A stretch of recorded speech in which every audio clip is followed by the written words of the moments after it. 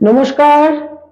আমাদের আজকের আলোচ্য বিষয় আগামী 29 মার্চ রাত্রি 9:44 শনি মহারাজ কুম্ভ রাশি থেকে প্রস্থান করে যে মীন রাশিতে গোচর করবেন পরবর্তী 2.5 বছরের জন্য, এই গোচর বা এই সঞ্চার বৃষ রাশির জাতক জাতিকাদের কিভাবে প্রভাবিত করবে। আজকে কিন্তু আমার কাছে মুখ্য দিক হচ্ছে তা হচ্ছে যাদের মুন সাইন হচ্ছে সাইন টরাস, অর্থাৎ যাদের বৃষ রাশি, যাদের চন্দ্র রাশি হচ্ছে বৃষ। আজ কিন্তু কোনো লগ্ন ভিত্তিক আলোচনা নয়, আজকে শুধুমাত্র রাশি ভিত্তিক।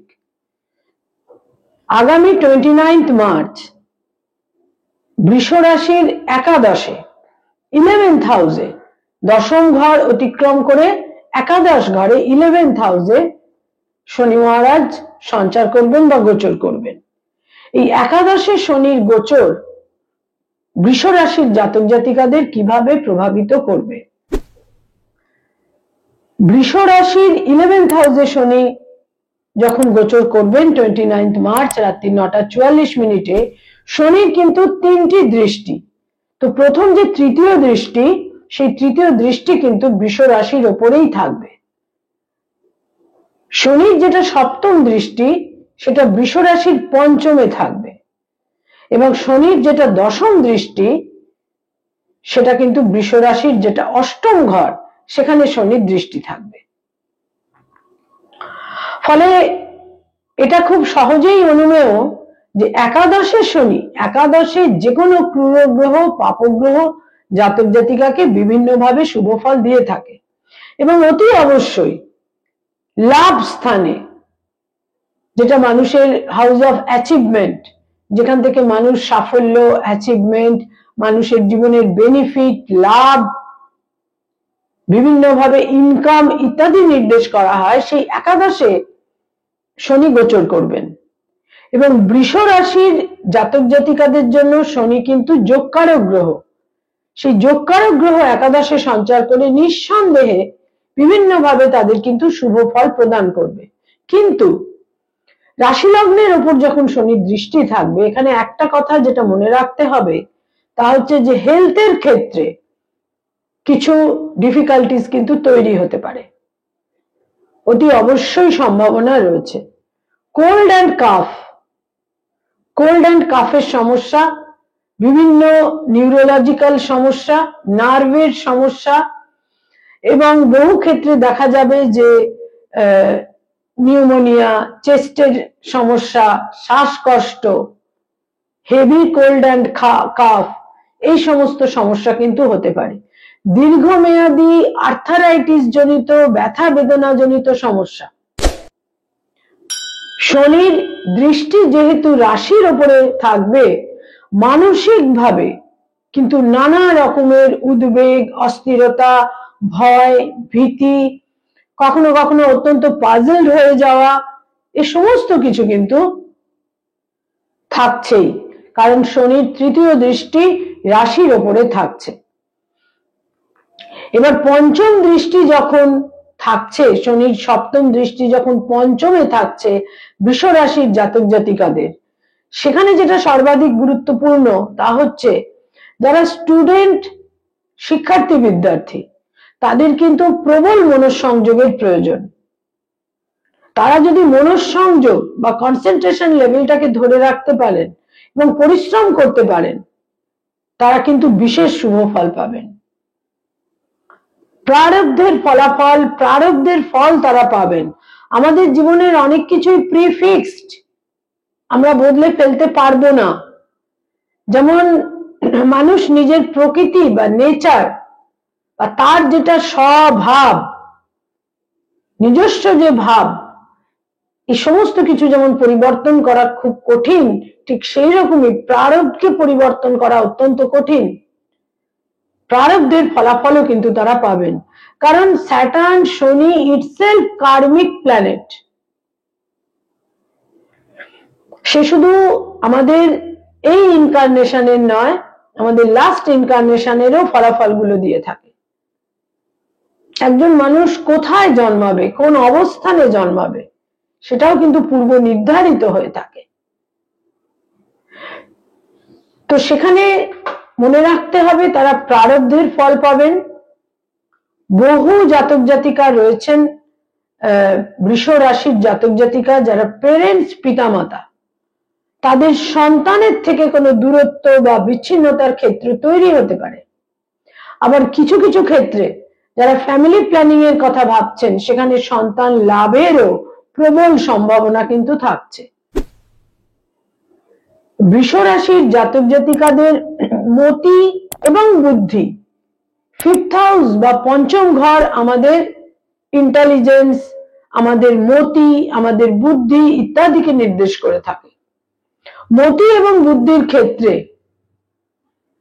যদি একটা অনেস্টি, ইন্টিগ্রিটি থাকে এবং ধারাবাহিকতার সঙ্গে নিজেদের মানসিকতাকে তারা প্রবাহিত করতে পারেন, বিশেষ শুভ ফল কিন্তু তারা পাবেন। যে কোনো রকমের চোট, আঘাত, দুর্ঘটনা ইত্যাদিরও সম্ভাবনা থাকছে। দীর্ঘমেয়াদী রোগেরও কিন্তু সম্ভাবনা থাকছে। অষ্টম ঘরে শনি দৃষ্টি থাকার ফলে একটা বিভিন্ন রকমের ধর্মীয় বিভিন্ন স্থানে ভ্রমণ, কোথাও কোথাও যেটাকে আমরা তীর্থ ভ্রমণ বলে থাকি, এই সমস্ত সম্ভাবনাও কিন্তু থাকছে। এবং বহু ক্ষেত্রে স্পিরিচুয়ালিটির প্রতি একটা ইনক্লিনেশন, অ্যাট্রাকশন ইত্যাদিরও সম্ভাবনা থাকছে। বহু মানুষ আমাদের কাছে আসেন হরোস্কোপ দেখিয়ে, অনেক সময় বিভিন্ন প্রশ্নের মধ্যে এটাও জিজ্ঞাসা করে থাকেন, আমার আধ্যাত্মিকতার দিকটা কেমন আছে। এই আধ্যাত্মিকতার দিকটা কেমন আছে এই কথার উত্তর দেওয়াটা খুব কঠিন। আধ্যাত্মিকতার পথে আসা মানেই প্রথম কন্ডিশন হচ্ছে অ্যাটাচমেন্ট থেকে সরে যাওয়া। তো অ্যাটাচমেন্টে জর্জরিত হয়ে আধ্যাত্মিকতার কোনো কিছুই কিন্তু খুব একটা সম্ভব হয় না। তবে হ্যাঁ, ধ্যান, মনঃসংযোগ, এক আসনে বসে দীর্ঘ সময় জপ ইত্যাদি করতেই পারেন। এতে মানুষের একটা জায়গায় মনঃসংযোগের ক্ষেত্রটা কিন্তু বিশেষভাবে বৃদ্ধি পায়। বৃষ রাশির জাতক জাতিকাদের 11th হাউসে একাদশে শনি গোচর করে বা সঞ্চার করে তাদের যেটা সবচেয়ে বড় দিক, সেটা হচ্ছে তারা আকস্মিকভাবে বিভিন্ন দিকে লাভবান হতে পারেন। উত্তরাধিকার সূত্রে প্রাপ্ত সম্পত্তি, পৈতৃক সম্পত্তি বা অ্যানসেস্টারাল প্রপার্টি ইত্যাদির থেকে তারা লাভবান হতে পারেন। এবং এর সঙ্গে সঙ্গে আকস্মিকভাবে ধনক প্রাপ্তি, যেটা তারা এক্সপেক্ট করেননি, এই সমস্ত ক্ষেত্র থেকে একটা প্রাপ্তির সম্ভাবনা কিন্তু থাকছেই। বৃষ রাশির জাতক জাতিকাদের দূর দেশে, বিদেশে যারা নতুন কোনো জব সার্চ করছেন, দূর দেশে বা বিদেশে কর্মলাভের সম্ভাবনা, কর্মপ্রাপ্তির সম্ভাবনা। যারা অলরেডি বিদেশে বা দূর দেশে রয়েছেন, সেখানে উন্নতির সম্ভাবনা যথেষ্ট পরিমাণে থাকছে। বিশেষ কোনো প্রভাবশালী বন্ধু বান্ধব, বয়সে বড় ভাই বোন, তাদের সঙ্গে সম্পর্কের বিশেষ উন্নতি, তাদের সঙ্গে একটা অ্যাটাচমেন্ট, তাদের ফেভার পাওয়া, তাদের সাপোর্ট পাওয়া ইত্যাদিরও প্রবল সম্ভাবনা থাকছে। যাদের মধ্যে অনেক কোয়ালিটি রয়েছে, যাদের মধ্যে অনেক গুণগত বৈশিষ্ট্য রয়েছে, যারা কোনো বিশেষ ক্ষেত্রে কর্মরত, সেখানে প্রবল সাফল্য এবং অ্যাচিভমেন্ট। একটা কথা মনে রাখতে হবে যে ব্যক্তিগত বার্চার কি বলছে, সেখান থেকেই কিন্তু ব্যাকড্রপটা তৈরি হয়। জাতক জাতিকা যদি কোনো বিশেষ ক্ষেত্রে কর্মরত হয়ে থাকেন, তাদের বিশেষ কিছু মেধা, কোয়ালিটি, মেরিট থেকে থাকে, সেখানে কিন্তু আগামী 2.5 বছরে তাদের প্রচুর সাফল্য এবং অ্যাচিভমেন্টের সম্ভাবনা রয়েছে।